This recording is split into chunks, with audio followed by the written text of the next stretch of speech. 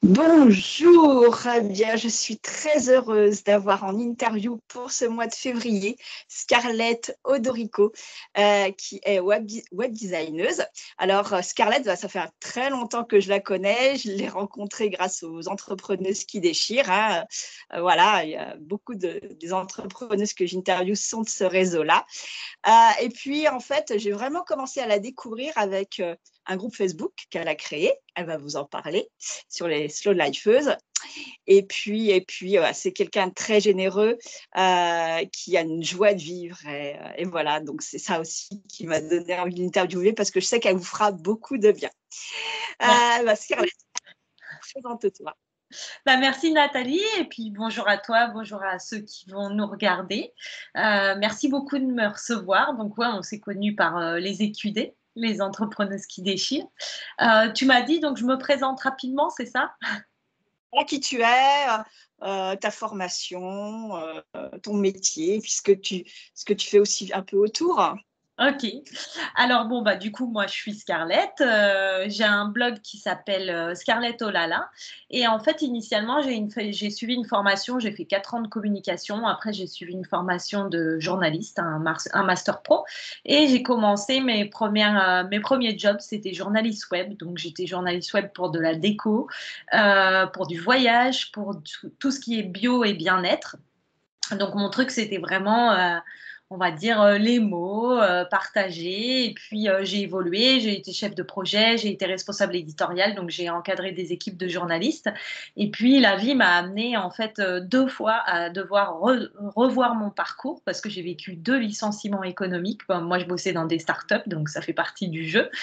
Et puis, au deuxième, je me suis dit, est-ce que la vie me dit pas que ce serait peut-être pas mal que j'envisage de le faire à mon compte, puisque moi, je cherchais beaucoup de sécurité. En fait, j'ai un fort besoin de sécurité financière et sécurité intérieure. Et puis, finalement, je me suis rendu compte que ces CDI que j'avais m'apportaient pas la sécurité que j'espérais. J'avais la sécurité le temps de mes contrats de travail, mais que ça pouvait s'arrêter du jour au lendemain. Donc moi, j'avais pas la vocation d'être entrepreneuse, on va dire, parce que ça me faisait complètement flipper. Mais comme je me suis rendu compte que finalement, j'avais pas la sécurité dans le milieu du salariat, je me suis dit, je vais tenter de me lancer toute seule. Et quand j'ai démarré, je ne savais absolument pas quoi faire parce que j'avais pas envie de refaire le métier que j'avais fait en étant indépendante.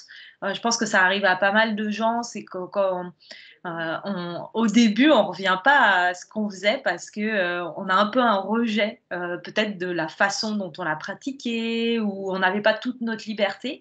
Donc, je me suis fait accompagner par Céline qui est donc à la tête du réseau des entrepreneuses qui déchirent et c'est comme ça que je t'ai rencontré Nathalie. Elle m'a coachée et puis elle m'a dit fais ce qui te vient en fait. Fais ce que tu as envie de faire. Et comme moi, j'ai beaucoup envie d'apprendre, et à ce moment-là, j'étais à fond dans le développement personnel parce que les licenciements économiques m'avaient poussé à regarder à l'intérieur de moi, faire face à mes peurs et tout. Et puis, je me suis dit, tiens, je lancerais bien un agenda de développement personnel. Enfin, avant ça, je me suis dit, tiens, j'aimerais bien lancer un groupe Facebook, comme Céline en avait un pour les entrepreneuses, mais où je serais en contact avec des femmes comme moi, en fait, qui aspirent à la même genre de vie que moi, une vie en respect du rythme de chacun, avec du positif. Moi, on me dit souvent que je vois la vie comme un monde de bisounours. Je me suis dit, je vais aller voir s'il y a d'autres gens comme moi. Et donc, sur un coup de tête, j'ai lancé le groupe Facebook Les Slow Lifeuses. Donc, on a été très rapidement. Moi, j'avais lancé ça pour être en contact avec mes lectrices uniquement, les lectrices de mon blog. Et puis, c'est rapidement monté 500, 1000 personnes. On doit être 2000. Enfin, je regarde pas trop.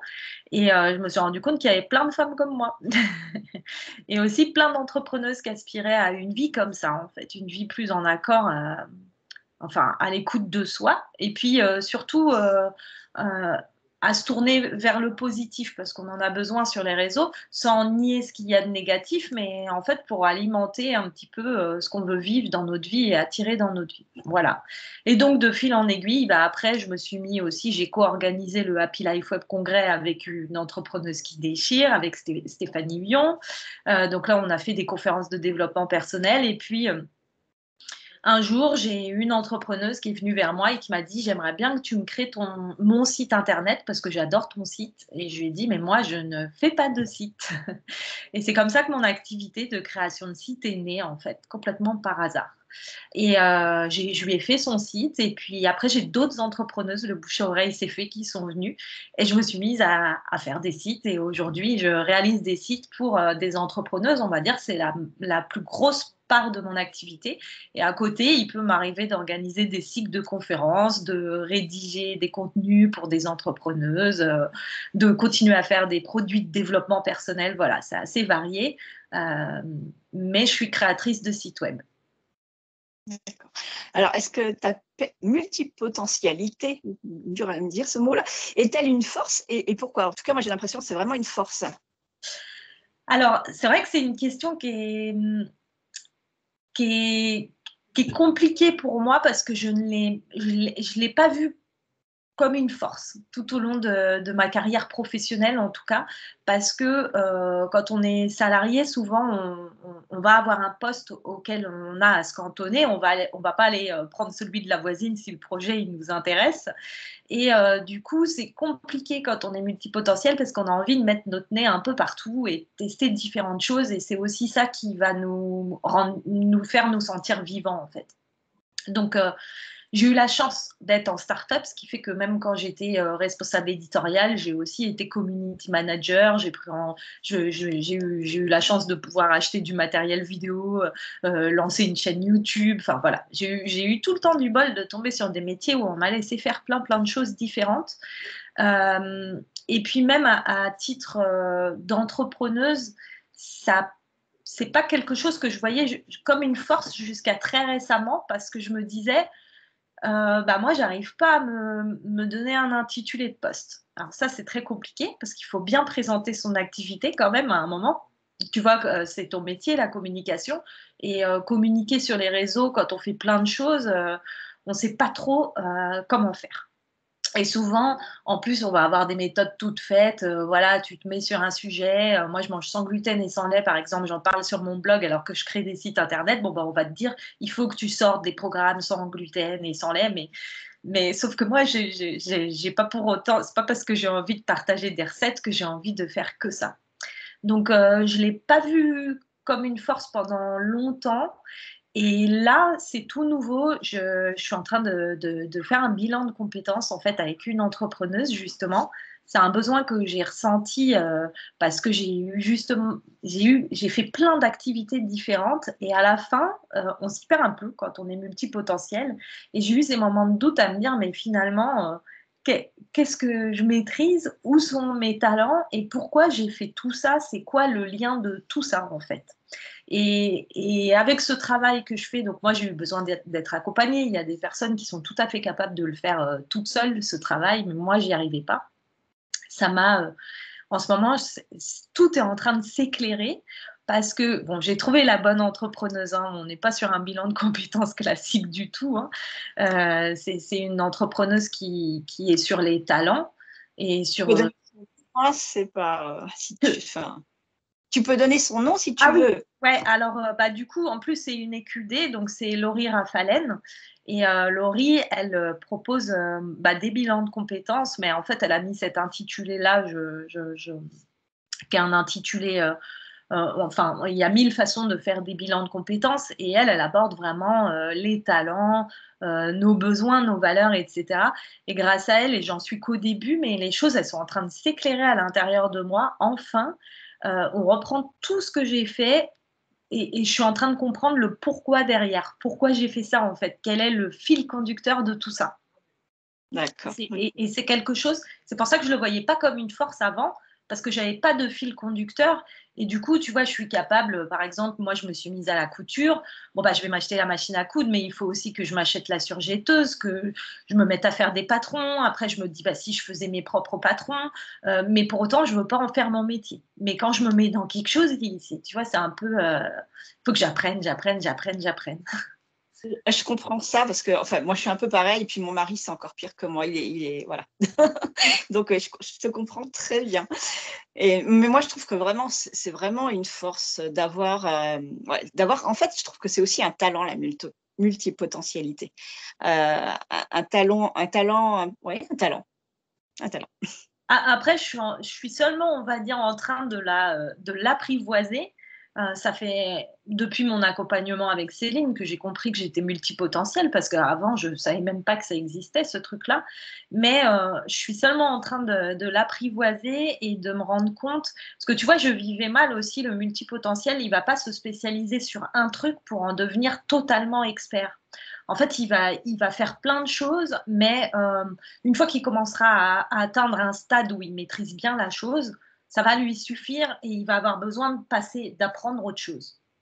Un autre challenge, en fait. C'est un Ouais, peu, moi, je le vois comme ça, comme un autre challenge à faire. c'est ça. Et ça me perturbait beaucoup parce que si tu veux, dans la création de sites, par exemple, il y a des gens, ils vont se spécialiser sur quelque chose, ça va devenir des développeurs très pointus. Et moi, j'avais pas ce truc-là parce que ce qui m'intéresse avant tout, c'est l'humain. Et en plus, je me disais, moi, je crée des sites, mais je pourrais très bien faire d'autres choses. Tu vois, j'ai fait de la rédaction et la rédaction, j'adorais ça aussi. Et en fait, maintenant, en travaillant sur mon fil conducteur, je comprends le pourquoi et je suis en train de comprendre pourquoi cette multipotentialité, elle est une force parce que je peux apporter justement d'autres choses et des choses qui n'existent pas forcément aujourd'hui. Mais pour ça, ça nécessite, je trouve, pour en faire une force, de vraiment se connaître et s'accueillir comme on est, quoi. Exactement. On va revenir sur ton métier de web designeuse. Quelle est ta spécificité? Alors justement, tu vois, ça fait partie aussi du travail que je fais en ce moment parce que c'est pas évident de se positionner. Moi, j'ai un peu mon syndrome de l'imposteur était très fort quand j'ai commencé à entreprendre. Maintenant, bon bah ça y est, hein, je le fais taire et puis ça roule. Mais on va dire que ma spécificité, c'est que moi, je fais des sites avec WordPress, mais typiquement, je me connais, j'ai suivi une formation de développeur WordPress. Le code n'est absolument pas ma passion. Ça, c'est clair et je le dis à toutes mes clientes. C'est pas moi qu'on vient chercher pour coder un plugin ultra technique, tu vois. Par contre, ma spécificité, c'est que ce qui m'importe, moi, c'est de valoriser les personnes, en fait, valoriser les projets, valoriser les gens, mettre les personnes en valeur. Et en fait, je pense que j'ai ce truc de voir le beau dans le monde et le beau chez les gens. Donc, chez mes clientes qui viennent me voir, en fait, tout de suite, moi, je les vois en mode, mais c'est trop bien ce que tu fais, il faut que tout le monde le sache. Et en fait, les nombreuses expériences que j'ai eues de chef de projet, rédacteur, rédactrice en chef, et puis voilà, je fais aussi du graphisme, etc. Maintenant, ça devient une force, ma multipotentialité, parce que quand je prends un site, une création de site, je la prends dans sa globalité. Mon but ultime, moi, c'est pas de sortir un site fonctionnel. Pour moi, c'est logique que le site y soit fonctionnel. Mon but ultime, c'est que le monde puisse avoir accès à ce que tu fais et que toi, on puisse te créer une image de marque qui soit l'exact reflet de qui tu es, tes valeurs et ce que tu veux, le sens que tu veux apporter au monde. Donc, quand on travaille avec moi, c'est faire un site, c'est assez long par rapport à d'autres concepteurs de sites parce que moi, je travaille beaucoup à l'intuition déjà, donc je pose énormément de questions. On a beaucoup de contacts en visio comme on est en train de le faire. Je sens les gens et en fait, je vais t'aider. Souvent, les personnes que j'ai en face de moi, hein, c'est comme tout. Quand c'est pour nous, on a du mal à, tu vois, à dire voilà ce que je fais. Ce que je fais, c'est génial et voilà ce que je peux vous apporter parce que j'y mets tout mon cœur en fait. Et moi, je suis là pour le faire avec toi, en fait, t'aider à sortir ça de toi. D'accord. Alors, qui sont tes clientes? Alors, mes clientes, jusque-là, c'est majoritairement des entrepreneuses. J'attire quasiment. J'ai toujours fait des sites que pour des femmes. Maintenant, j'aimerais bien faire des sites pour des hommes aussi. C'est des entrepreneuses. Alors, ça peut être des entrepreneuses dans à peu près tous les domaines. Tu vois, dernièrement, j'ai fait un hôtel, une entrepreneuse qui a un hôtel, mais j'ai aussi des coachs, j'ai eu une créatrice de bijoux qui avait une boutique en ligne de bijoux, une officiante de cérémonie. Voilà, l'activité en fait pour moi n'est pas du tout ce qui va faire que les gens viennent vers moi. Par contre, c'est toujours des clientes qui mettent du cœur dans ce qu'elles font. C'est clair que toutes les personnes que j'ai, c'est des personnes qui ont pensé leur activité en mode qu'est-ce que je vais pouvoir apporter au monde qu'est-ce que moi j'aime faire et qu'est-ce que je vais pouvoir apporter au monde. Et ce qui est génial quand j'ai fait le site de cette entrepreneuse qui a un hôtel, c'est que, bah, en fait, elle est arrivée par le bouche à oreille et je me suis dit: «Mais est-ce que je vais pouvoir faire le site d'une personne qui a un hôtel?» parce que d'habitude, c'est pas le genre de profil qu'elle a et en fait, elle m'a fait visiter l'hôtel avec son téléphone et j'ai fait: «OK, je comprends pourquoi elle est venue vers moi parce que si j'avais un hôtel, j'aurais un hôtel, il ressemblerait au sien». Et parce que c'est vraiment, elle avait à cœur de recevoir les gens, transmettre l'histoire de la ville, et cetera. Et j'ai compris pourquoi elle était venue vers moi, c'est qu'elle avait, voilà, elle avait ce truc-là en elle de vouloir, faire plaisir aux gens, faire passer un bon moment aux gens et quelque part apporter, quelque chose au monde, quoi. Donc c'est les profils des personnes qui viennent vers moi, c'est des personnes qui ont toujours, beaucoup de cœur, en fait. D'accord. Ah, et comment tu travailles sur un projet? Alors, quand je travaille sur un projet, déjà, on va avoir une grosse visio avant, le projet pour vérifier que je suis la bonne personne, parce que ça m'est arrivé de ne pas prendre des projets ou d'ailleurs que des entrepreneuses choisissent de ne pas travailler avec moi tout de suite. Parce qu'il faut qu'on s'assure, qu'il y ait le bon feeling qui soit là parce qu'on va passer du temps ensemble et c'est important d'avoir confiance en moi et que la personne sent qu'elle puisse se livrer parce que, comme je vais lui poser beaucoup de questions, en général, à la fin, hein, on se dit voilà, on est devenues des bonnes copines à la fin d'une presta. Et, euh, et ensuite, quand je commence un projet, moi, j'envoie toujours un questionnaire qui est quand même assez long, qui prend plusieurs jours à remplir, où vraiment j'apprends à connaître la personne et tout ce qui se cache derrière elle et son projet. En général, suite à ce questionnaire, bah là, je viens d'en recevoir un. Toutes mes clientes me disent, mais on n'a jamais essayé d'apprendre à ce point-là, à connaître et comprendre ce que je fais. Pour moi, c'est vraiment important de comprendre pas alors, il y a l'activité en elle-même, bien sûr que j'ai besoin de la comprendre puisqu'on va la mettre sur le site, mais le pourquoi. Pourquoi tout ça? Qui sont les clientes? Qui sont les clients de cette personne? Qu'est-ce qu'elle a envie d'apporter au monde, et cetera. Donc il y a toute cette phase-là qui est la prise de connaissances. Et puis après, bon, bah, ça déroule. Soit la personne, elle a pris une identité visuelle, parce que parfois, les entrepreneuses que j'ai ont déjà un logo, déjà une identité visuelle. Donc, moi, si elles ont une identité visuelle qui leur plaît, bah, je pars sur l'identité visuelle et puis on va créer le site. Et parfois, elles n'en ont pas ou elles veulent en changer et c'est moi qui vais la réaliser. Et là, on part dans le process de création et généralement, tout se fait naturellement, c'est-à-dire que moi, je ne demande pas du tout de brief figé, je ne demande pas toutes les pages rédigées, je suis pas... Moi, ça ne m'intéresse pas de recevoir des briefs avec je veux une photo ici, un texte ici, etc. Parce que justement, mon passif de chef de projet, chef de projet édito, fait que la navigation, ça fait partie aussi des choses qui sont importantes pour moi et moi, je suis là pour conseiller. Conseiller sur le parcours de navigation, la conception des pages de vente, voilà. Moi, je suis toujours, en fait, je me place en mode lecteur qui ne connaît absolument rien à l'activité de la personne. Et je suis toujours là pour pointer du doigt en disant je ne comprends toujours pas ce que tu fais, donc on va continuer, on va continuer.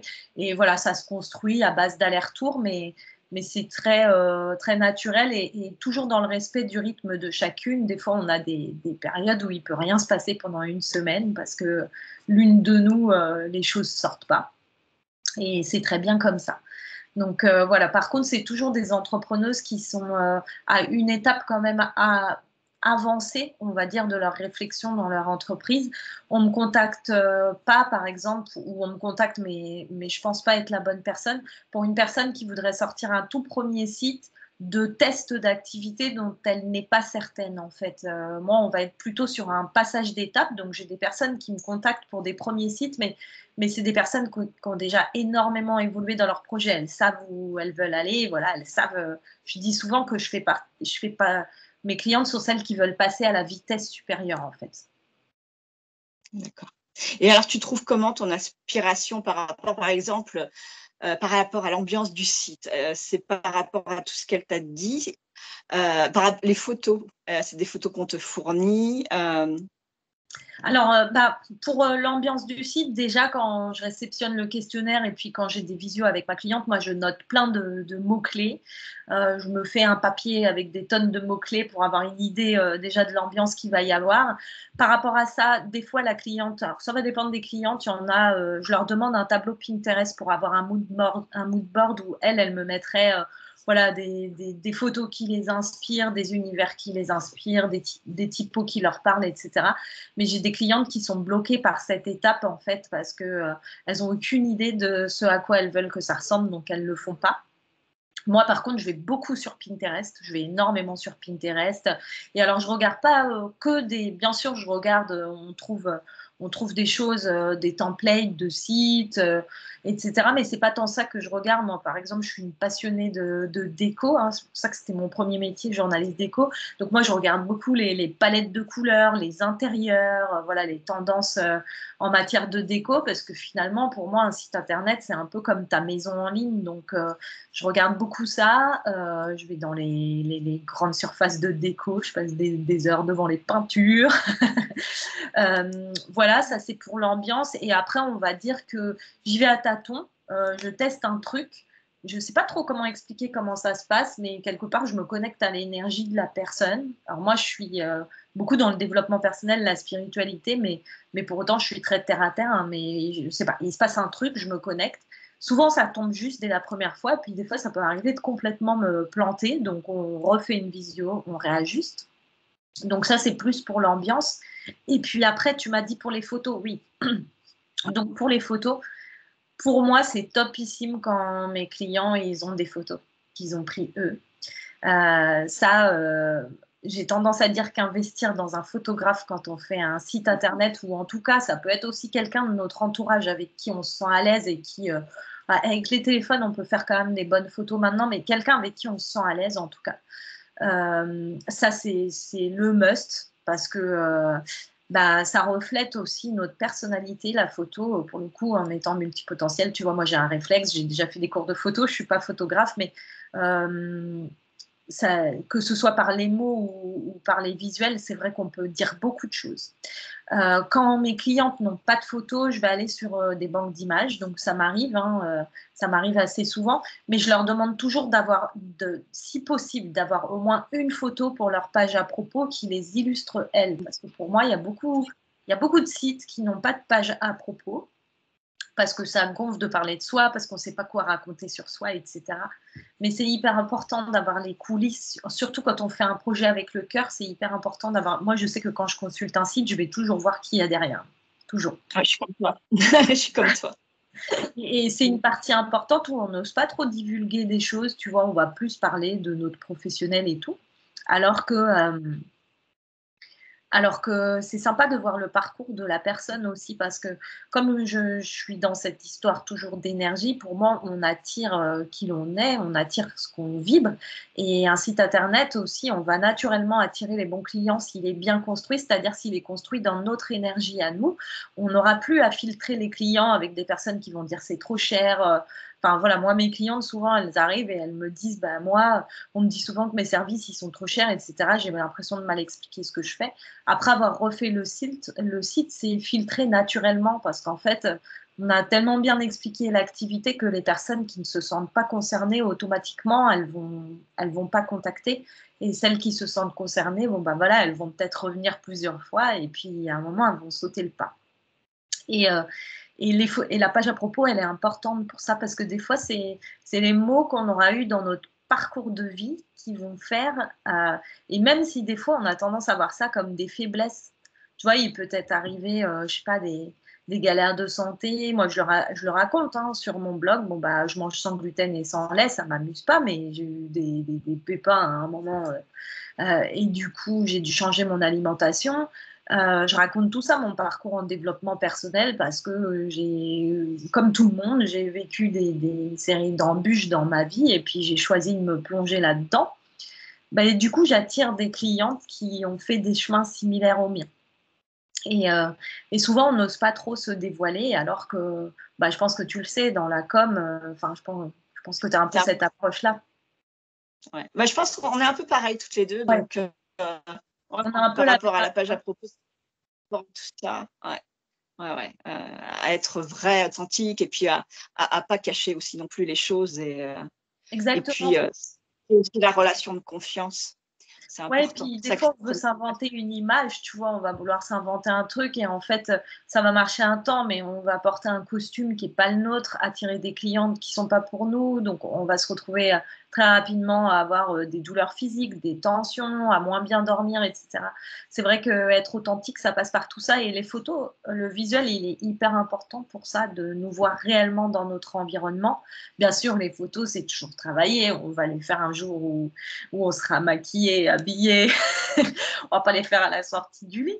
Mais si on peut avoir des photos faites soi-même, c'est vraiment pour moi un plus et ça change tout. Quand c'est pas possible, il y a toujours l'option des banques d'images, il y en a plein.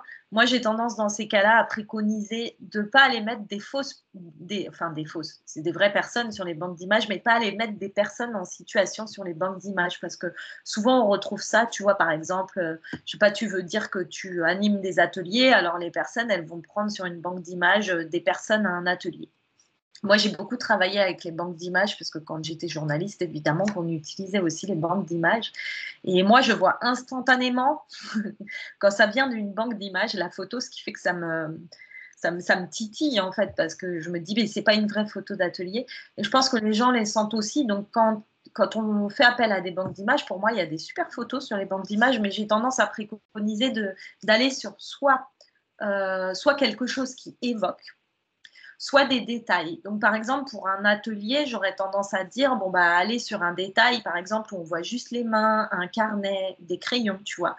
Ou ça peut être quelque chose qui évoque ton univers. Donc, par exemple, tu peux, je sais pas, tu es dans un truc autour de la douceur, tu vas aller chercher des plumes, tu vas aller chercher des fleurs qui évoquent la douceur, tu vois. Mais j'ai plutôt tendance à mettre ça plutôt que de prendre des personnes de banque d'images, surtout que sur les banques d'images, il y a beaucoup d'Américains.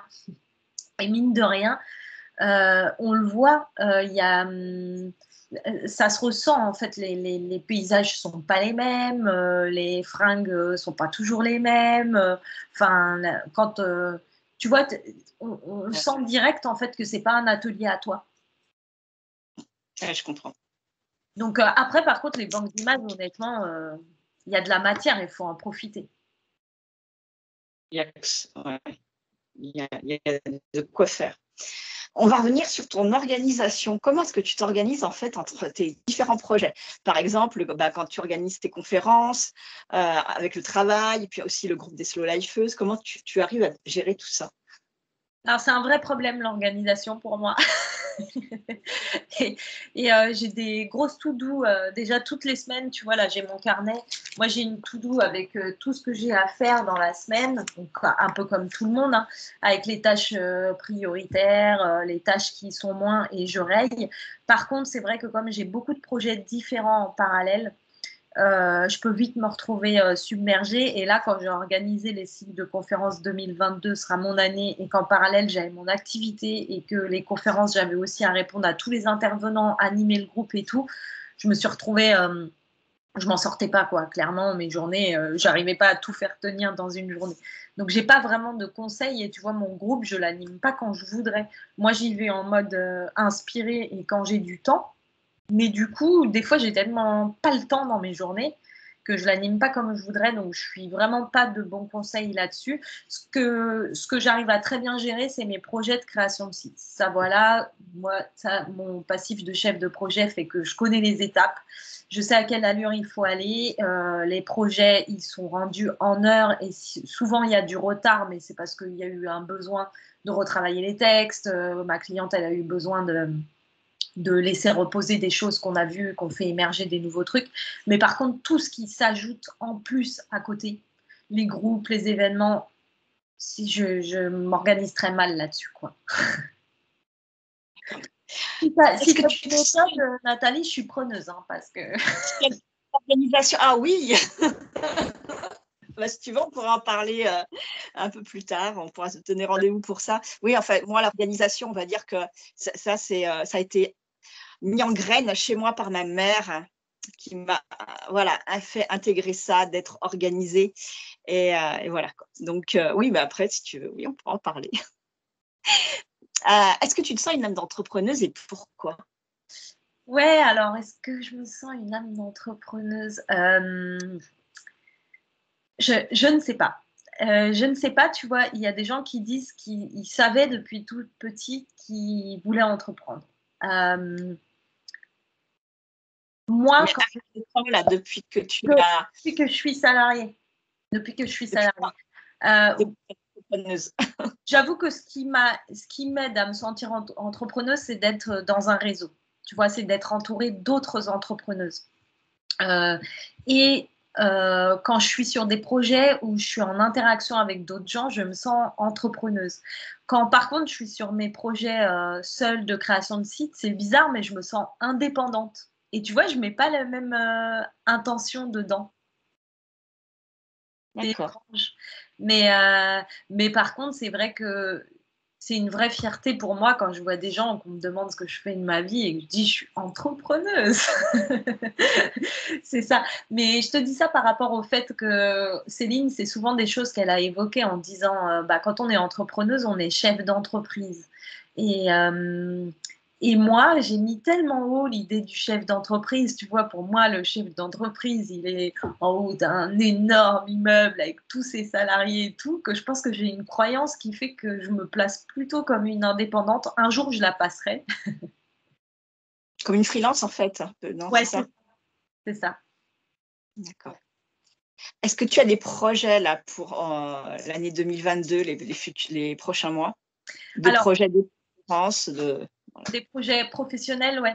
Bah, déjà, moi, j'ai mes sites, en fait, je prends 1 à 2 sites par mois. Voilà, je prends pas plus de 2 sites parce que c'est important pour moi de me concentrer sur mes clientes.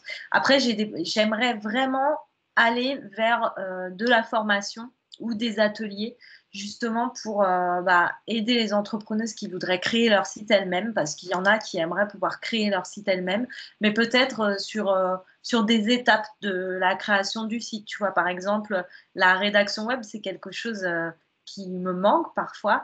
Et moi, la rédaction web, ce que j'adore, c'est que moi, quand j'écris, c'est quelque chose de naturel pour moi d'écrire pour le web, dans le sens d'écrire pour les moteurs de recherche. J'écris toujours pour le lecteur, mais j'ai tellement, tellement, tellement écrit pour les moteurs de recherche que pour moi, c'est tout à fait naturel de mêler les deux, alors qu'il y a des personnes pour qui écrire pour les moteurs de recherche, elles ont l'impression que c'est un truc lourd et qu'elles vont pas pouvoir écrire comme elles veulent. Alors que moi, j'ai toujours écrit avec le cœur pour les moteurs de recherche et c'est des choses, par exemple, j'aimerais bien pouvoir donner des ateliers à ça. J'aimerais voilà, pouvoir donner plus aller vers la formation et les ateliers, mais le truc est pas prêt dans ma tête encore. Mais je D'accord. pense que ce sera pour 2022. Ok, d'accord. Si tu avais un ou des conseils pour une entrepreneuse, ça serait quoi? Ce serait lesquels? Ceux que tu aurais voulu qu'on te donne au départ, peut-être, de ta vie d'entrepreneuse. Bah, pour moi, c'est vraiment de s'entourer d'autres personnes qui entreprennent et qui entreprennent avec la même philosophie et les mêmes valeurs que nous. Moi, je suis dans tout mon environnement proche, je n'ai que des salariés. Et, euh, et ça a été quelque chose, quand je suis arrivée, avant de vous connaître les EQD, du coup, c'était hyper tétanisant pour moi l'entrepreneuriat parce qu'il n'y avait qu'un modèle qui existait, c'était le modèle du salariat. Et en fait, quand j'ai rejoint les EQD, c'est là que tout a changé. J'ai fait ah oui, il y a plein de femmes qui font ça, elles en vivent, elles aiment ce qu'elles font et surtout elles disent les mêmes mots que moi, tu vois, elles ont envie d'apporter quelque chose, elles ont envie de plus de sens dans leur vie, elles ont envie d'être indépendantes, elles ont envie de respect de leur propre rythme et tout. Et moi, c'est ça, en tout cas, si j'étais pas rentrée dans ce réseau-là, je pense que j'aurais jamais fait ce que j'ai fait là et je serais retournée salariée. Pour moi, c'est vraiment de s'entourer de personnes qui vont nous permettre de nous rendre compte que c'est possible, qui vont nous booster aussi dans les moments où on doute, qui vont aussi nous montrer la réalité des choses. C'est-à-dire, oui, il y a des moments qui sont durs et oui, c'est normal, on est tous passés par des mois où il n'y a rien, où il ne se passe rien. Et, euh, et, et ça fait partie de la réalité aussi. Et comment je vais pouvoir surfer là-dessus, comment je vais pouvoir ne pas rester à baigner là-dedans. Voilà, des personnes en fait qui vivent la même chose que nous pour que ça devienne notre nouvelle réalité en fait. D'accord. Très bien. Alors, le mot de la fin. Le mot de la fin, c'est un mot, c'est une phrase. Est-ce que tu as envie? Le mot de la fin pour moi, ce sera tout est possible. Voilà, c'était l'idée que j'ai voulu renvoyer avec les conférences 2022 sera mon année. C'est que je pense que vraiment tout est possible. Moi, j'ai encore des caps à passer sur la question parce que je pense que nos plus grands freins, ils viennent de nous-mêmes et de notre intérieur, de nos croyances. Voilà, j'en découvre encore tous les jours des croyances sur l'entrepreneuriat, l'argent, l'abondance, l'amour, les machins, les trucs. Mais je pense sincèrement que tout est possible. Et tu vois, moi, je suis fan de l'émission d'M6 là, qui veut être mon associé. Je suis sûre que tu as regardé. Ah, non, bah, en fait, j'ai pas la télé, j'ai pas eu le temps de regarder le replay encore. T'as pas regardé? Mais j'ai regardé sur Instagram hein, parce qu'il y a les animateurs, enfin ceux qui les start-up, enfin je sais pas comment on appelle ça, les animateurs qui font des lives Instagram et j'en ai trouvé deux que j'ai trouvé vachement bien quoi. Je me rappelle plus leur nom mais Bah, franchement.